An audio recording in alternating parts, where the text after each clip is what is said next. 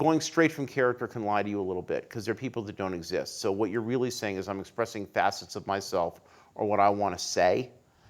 And I think one of the most important things to recognize or understand is, Scott Frank and I have a raging debate about this, but important to understand is that what you are trying to say, the author's point of view become clear to you, what you're trying to express, and then the characters become malleable in your own hand, and you also gain more distance on them, and it becomes easier to fictionalize them.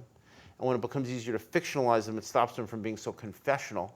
And then you don't have that protagonist who's like you, who's watching everything happen around him, and even though he's the lead, he's the most passive character. Does that sound familiar to anybody who writes? Okay.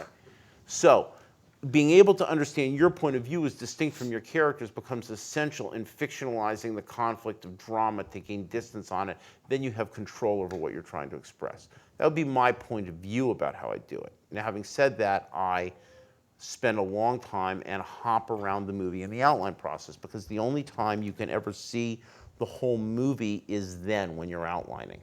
Later, it's going to turn into this scene or that moment or these pages or that reel. But in the beginning, you can see the whole movie in a run.